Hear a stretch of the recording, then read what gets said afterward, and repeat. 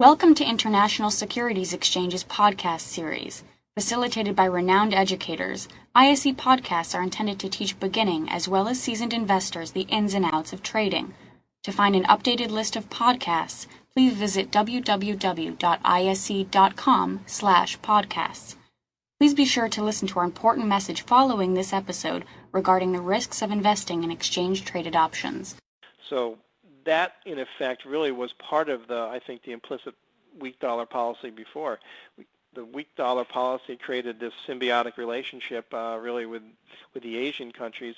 We bought more and more goods from them at cheaper and cheaper prices, so the relative purchasing power for the U.S. consumer was increasing even though his dollar was going down. That whole recycling of those excess reserves from the Asian countries back into the U.S. economy was then subsidizing interest rates, creating more liquidity for the U.S. consumer.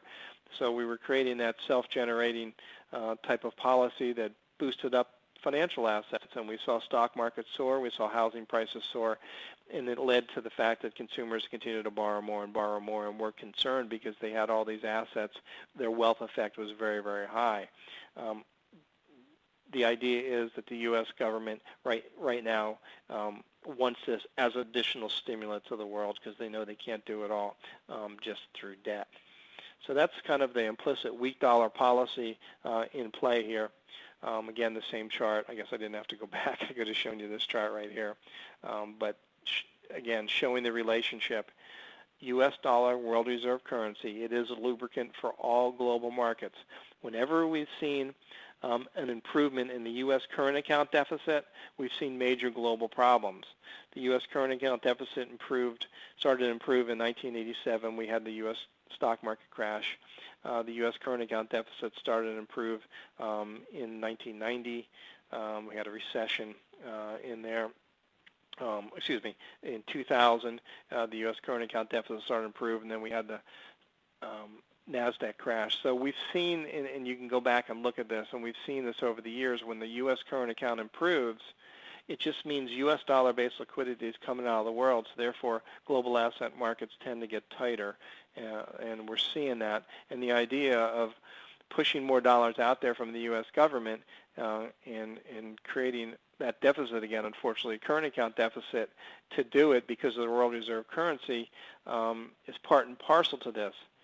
That's why, as I said earlier, the real key global macro policy problem of the world is how do we rebalance? How do we rebalance this global economy and make this transition without creating all this disruption of more balanced growth, so the Eastern economies of the world start importing some of the Western economies of the world's products, and of course making sure that the Western side of the world consumers start to save and create a pool of savings domestically for the U.S. economy, so we don't have to continually draw on international players to fund us and become beholden there. That's really the game in here, and a rebalanced global economy would be better for everybody. You'd have a lot less volatility going on, and again, you'd have more balanced growth. You'd have less concern about trade frictions, and you'd have a more normalized market, especially in Asia, where I think what is really going to be key is this idea of creating a consumer market. Because if they unleash the consumer in Asia in a big way, then the Asians don't need to suppress their currency in order to drive exports. They can live with higher currency values. So we get into less currency manipulation. We get into more balanced trade. It really creates a better world, so to speak, from a global macro standpoint. But getting from A to B is very hard. But we were happy to see that that's really back on the table at the G20 this weekend, as opposed to just regulation. The idea of the U.S. reserve currency being in doubt, again, is in the play here. The status U.S. losing its world reserve currency. I just want to make a couple points here. First, just to tell you what it does. The U.S. as the world reserve currency means that countries around the world have to hold a certain amount of dollars to buy goods. To do cross-border trade, most of it is based in dollars, so they need dollars. To buy capital flow is based in dollars. Cross-border capital flow contracts, big ones, are usually dollar-based. And also you have oil and other commodities that you have to purchase as a country are almost always priced in dollars, so therefore you have to hold dollars to buy them. So just given the fact that other countries have to hold dollars no matter how irresponsible the U.S. government has been, and they have been incredibly irresponsible, especially having this reserve status. They've used it and abused it in a big way. It really gives them it gives the U.S. a lot of financial and political power because of it. But again, because it's continued to be abused, I think this is the first time really in terms of the major dollar bear market that we've had a question of the reserve status going away. Now keep in mind, you don't just flip a switch and lose the world reserve currency status. There's got to be another competitor out there, and this usually takes many, many decades to happen, and I think it will this time too. There's no doubt, though, if the power continues to shift to the Asian bloc and shift offshore, and if the euro survives, you're going to see the U.S. dollar as a reserve currency start to decline. Its role in the world will start to decline naturally as trade and power shifts to other regions of the world. This doesn't mean that the U.S. reserve currency status is gone. It just means it's declining somewhat.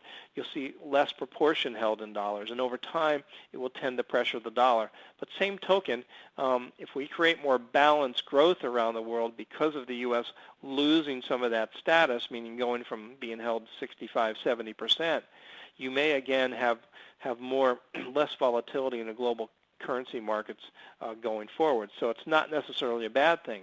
Where it becomes a bad thing is if this idea that the U.S. is just going to continue and brutalize, I say brutalize the treasuries by pumping more and more debt out, and if we're in this idea that we want to radicalize the U.S. economy in a big way, and all of a sudden the world finally wakes and says, you know, we've been worried about the U.S. treasuries for a while, and as we watch the U.S. government continue to abuse the status, you know, maybe the U.S. Treasury market isn't as safe as we thought it was. And there's the idea of this sentiment impact getting this ball rolling. And what you would see there, you would probably see, you start to see some of the major commodities and oil at first probably as really a giant trigger. You'd see pressure on the treasuries before this, but we'd see, you know, move from some type of basket. OPEC may move to a, you know, more basket type currencies for oil. And that would be a faster chipping away of the reserve status. Again, not necessarily because of major competition, but because of the U.S. just continuing to abuse it. So it's something to watch. Right now, the central banks hold about almost, I think it's close to 70%, 66 to 70%, big difference there, I'm not sure, but in terms of how you value the dollar or where you value the dollar here. But you have a major portfolio holding still in U.S. dollars, so even if that shifts 10%, 20% very, very quickly, it's going to be a very, very major hit to the dollar, and we think the treasuries is where you'd see that. When I keep saying there's not a competitor, there really is no competitor for this. The euro is really not in a position to be a competitor from a world reserve currency market because of the fact they don't have the depth of a common bond market. They have different issuances in the different countries and different credit liabilities. And for them to really become a serious challenger for the U.S., they would have to build a deep credit market that challenges the U.S. treasuries. I don't think Germany wants to do that, because if Germany does that, agrees to a common debt issuing in Europe, they're going to take the hit from it, meaning they're going to have higher interest rates on themselves to create such a thing, and it doesn't make sense for them. So I think the euro, if it survives, will continue to grow around the edges as more and more trade is done in the European region, and countries like Russia and the Baltics just allocate more and more central bank reserves to the euro. China's not ready yet. They're not even close to ready. But China, I think, definitely wants to take the role, and that's why they've already started the political ball rolling here against the U.S. They would love to take over this status. But again, they're probably, you know, reality-based 10 to 15 years away, maybe more. We have to assume China is going to continue up on a straight line and not have any major downside, which history shows that that's not always the case in the world. But much smaller economies still, they have to reduce those capital controls. They have to build a real domestic market in order really to take over this reserve currency status. But I think over time they will be shooting for it. Thank you for listening to our podcast. To find more podcasts on options, stocks, alternative markets, and market data, please visit www.isc.com/podcasts.